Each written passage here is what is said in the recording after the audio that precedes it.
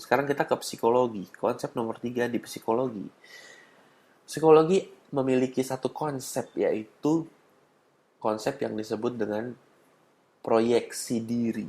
Jadi dengan kata lain, semua yang kita lihat ini adalah proyeksi dari diri kita sendiri. Proyeksi dari pikiran kita.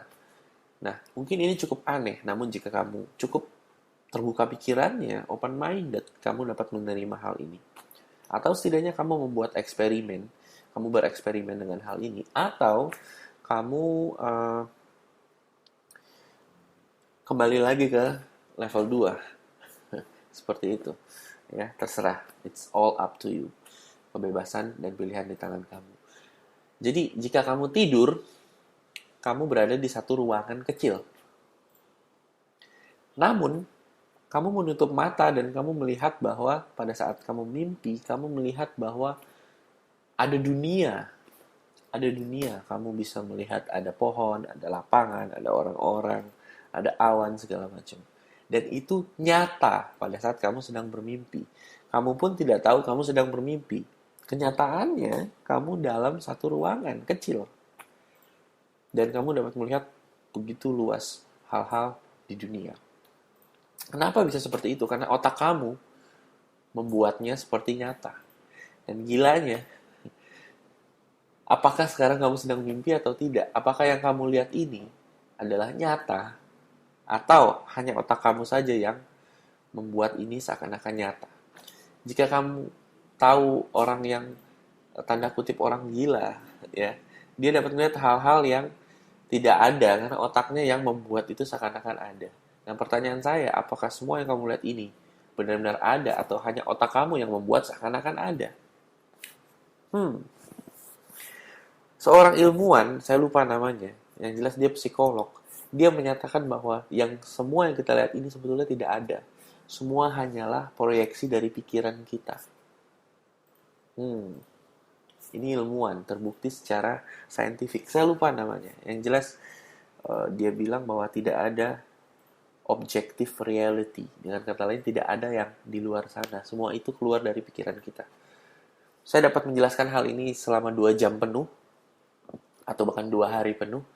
Namun, saya akan singkat saja kepada intinya. Jika kamu ingin menyelidikinya lagi, silakan saja. Kamu bisa mencarinya di internet. Objective reality, okay, dengan keyword itu.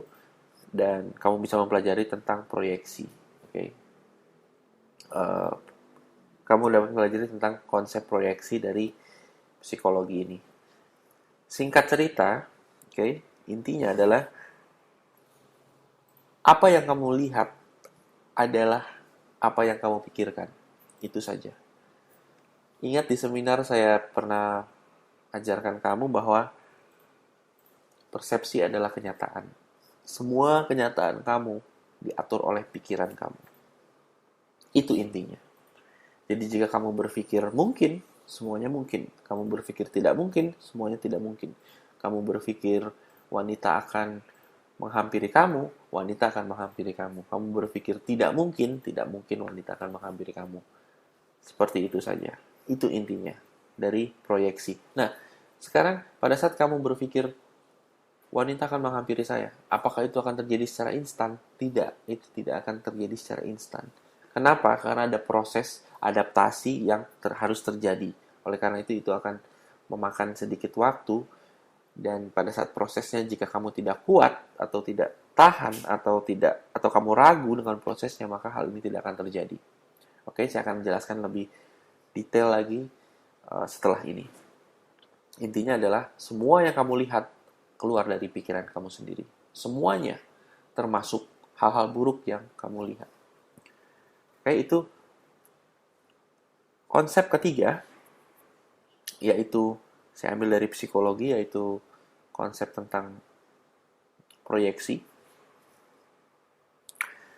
Yang keempat, konsep yang keempat adalah yang saya sebut dengan iman. Saya ambil dari agama pastinya. Semua agama mengajarkan kita harus punya iman. Apa itu iman? Bahasa Inggrisnya faith, mungkin saya pergunakan kata faith saja.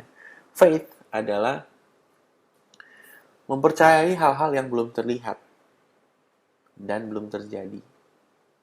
Dan jika kita cukup percaya begitu kuatnya, maka hal yang belum bisa dilihat dan belum terjadi ini akan terjadi. Oke? Itu faith, definisinya. Di agama Kristen juga ada definisi faith atau iman, di mana di situ disebutkan jika kamu memiliki secuil atau sekecil apapun iman, sekecil biji sesawi, maka kamu dapat memindahkan gunung. Kamu dapat membelah lautan. Seperti itulah. Jadi dengan kata lain, dengan faith kita dapat menciptakan hal-hal yang mustahil, tidak mungkin, dan hal-hal yang belum terjadi dan hal-hal yang belum kita lihat. Namun kuncinya adalah faith, percaya bahwa hal itu akan terjadi. Di seminar saya juga jelaskan bahwa percaya dulu baru terjadi, bukan terjadi dulu baru percaya. Oke, dan ini sangat penting. Percaya dulu baru terjadi itu merupakan satu kekuatan dahsyat. Inilah yang membuat The Wright Brothers yang 100 tahun, 120 tahun yang lalu dihina karena mereka bilang bahwa manusia bisa terbang, yang pada saat itu belum ada buktinya, belum ada, dan mereka dibilang aneh segala macam. Tapi mereka dapat menemukan pesawat terbang pada akhirnya karena mereka punya faith. Mereka percaya bahwa itu bisa. Dan pada saat mereka percaya, walaupun apapun kondisinya yang menyatakan itu mustahil, mereka dapat menemukan jalan untuk membuat yang mereka inginkan itu menjadi nyata. Jadi semuanya itu butuh iman atau faith. Alexander Graham Bell pada saat dia ingin menciptakan telepon, dia berkata bahwa kita dapat berkomunikasi jarak jauh. Orang-orang skeptis dan orang-orang berkata bahwa itu tidak mungkin. Karena yang bisa berkomunikasi jarak jauh hanyalah penyihir. Seperti itu. Dan akhirnya dia menemukan cara untuk dapat berkomunikasi jarak jauh, yaitu dengan telepon.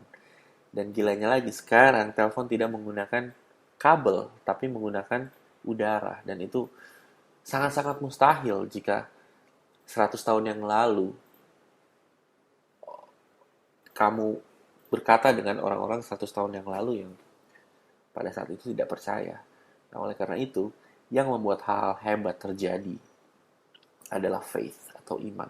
Oleh karena itu, konsep keempat yang saya ingin tekankan di sini adalah kamu harus punya faith. Karena faith itu sendiri akan membuka banyak jalan, banyak kesempatan untuk kamu mendapatkan apapun yang kamu inginkan, termasuk menjadi godlike. Oke? Itu keempat konsep yang membungkus seluruh konsep godlike. Oke? Jadi dari biologi ada 7 bit informasi per detik. Dari quantum physics atau fisika kuantum ada law of attraction atau hukum ketertarikan. Dari psikologi ada proyeksi, hukum proyeksi, di mana semua yang kamu lihat ini datang dari pikiran kamu. Dan dari agama sendiri, ya walaupun kamu gak punya agama, tapi konsep faith atau konsep iman ini sendiri sangat penting. Oke? Jadi 4 konsep ini akan dapat membuat kamu memiliki power. Ya, ingat power versus force. Power datang dari 4 konsep ini. Nah, sekarang bagaimana caranya menggunakan 4 konsep ini supaya akhirnya kamu menjadi godlike? Gimana caranya menggunakan 4 konsep ini dan kamu mendapatkan power? Oke? Ada 5 tahap. Saya akan jelaskan secara singkat, padat, dan cepat